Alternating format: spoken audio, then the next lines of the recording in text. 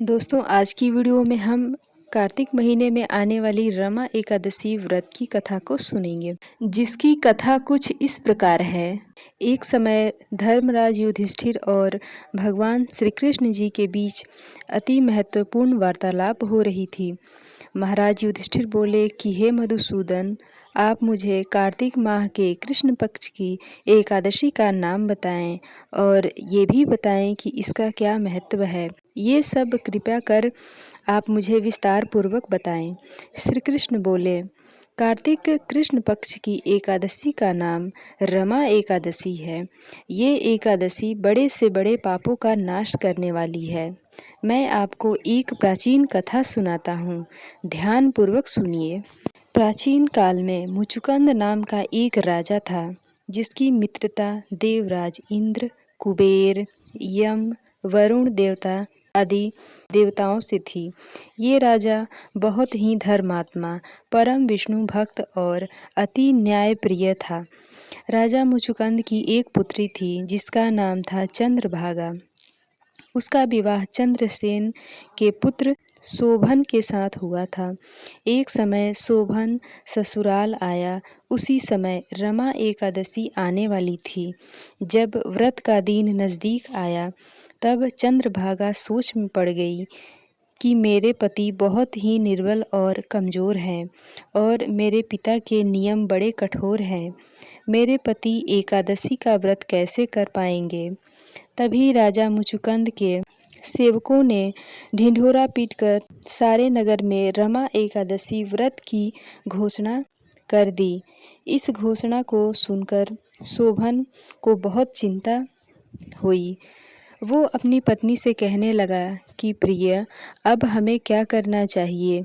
मैं किसी भी प्रकार से भूख सहन नहीं कर सकता हूँ। यदि मैं पूरे दिन और रात भूखा रहा तो मेरे प्राण निकल जाएंगे। पति की ये बातें सुनकर चंद्रभागा बोली कि मेरे पिता के इस नगर में एकादशी के दिन कोई भी भोजन नहीं करता है।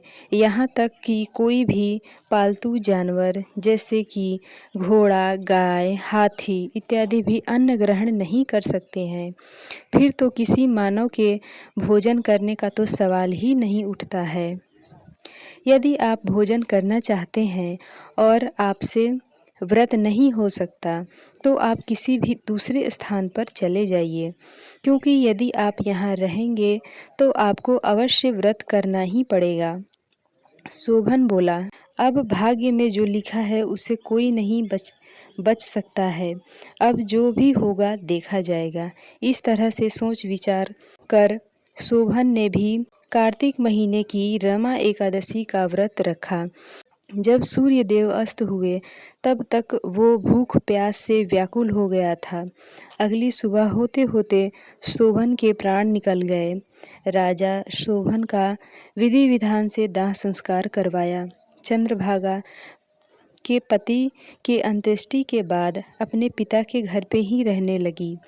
रमा एकादशी का व्रत करने से शोभन को मंदराचल पर्वत पर धन धान्य से भरा, शत्रुओं से मुक्त एक सुंदर देवपुर प्राप्त हुआ। एक समय एक ब्राह्मण जो राजा मुचुकुंद के नगर में रहता था, वो तीर्थ यात्रा करते करते देवपुर पहुंचा। वहां उन्होंने शोभन को पहचान लिया।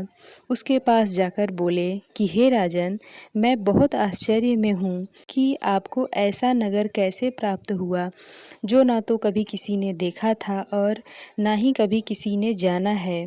धन धान्य से भरा है, जिसका कोई भी शत्रु नहीं है, जो शत्रु मुक्त है। शोभन बोला कि कार्तिक कृष्ण पक्ष के रमा एकादशी का व्रत करने से मुझे ऐसा नगर प्राप्त हुआ है, परंतु यह अस्थिर है। यह तब ब्राह्मण बोले कि राजन, ये स्थिर क्यों नहीं है और ये कैसे स्थिर हो सकता है।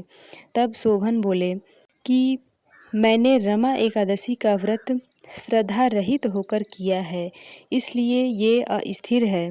यदि आप राजा मुचुकुंद की बेटी से ये सब वृतांत कहें तो ये सब स्थिर भी हो सकता है। ये सारी बातें सुनकर और जानकर वो ब्राह्मण अपने नगर को लौट आया। और नगर में जाकर चंद्रभागा को सारा वृतांत कह सुनाया। ब्राह्मण की बात सुनकर बड़े प्रसन्नता से ब्राह्मण से बोली कि हे ब्राह्मण देवता, क्या आप ये सब आपने प्रत्यक्ष देखा है या ये सब स्वप्न की बातें हैं? तब ब्राह्मण मुस्कुराकर बोले कि मैंने तुम्हारे पति को प्रत्यक्ष देखा है, साथ ही साथ उनका अविस्मरणीय नगर भी देखा है। चंद्रभागा बोली कि हे ब्राह्मण देवता, कृपया आप मुझे वहाँ ले चलें। मुझे अपने पति के दर्शन करने की तीव्र लालसा है। मैं अपने द्वारा किए गए पुण्य से उनके नगर को स्थिर बना दूंगी। फिर वो ब्राह्मण देवता चंद्रभागा को लेकर मंदराचल पर्वत की ओर चले। पर्वत के समीप वामदेव ऋषि के आश्रम पर ले गए।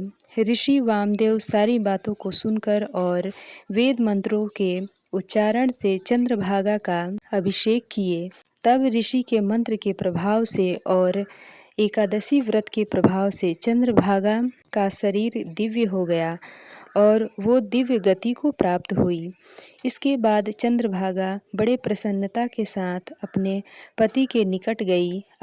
अपनी पत्नी को देखकर शोभन को भी बहुत प्रसन्नता हुई। उसे बुलाकर अपनी बाई तरफ बैठा लिए।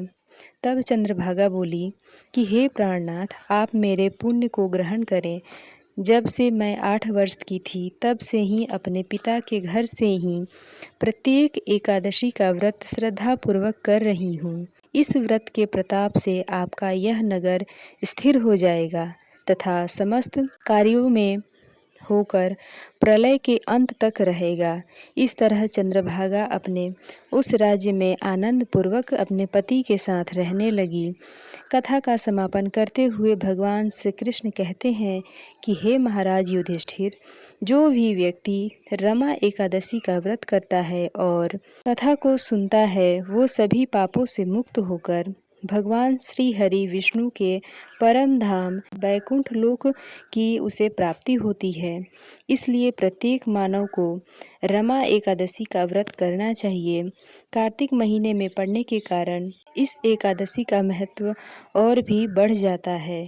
तो दोस्तों, ये थी कार्तिक महीने में पड़ने वाली रमा एकादशी व्रत की कथा। दोस्तों, कथा आपको कैसी लगी कमेंट में ज़रूर बताएं और मिलती हूँ इसी तरह से एक और नए वीडियो के साथ। तब तक के लिए बाय।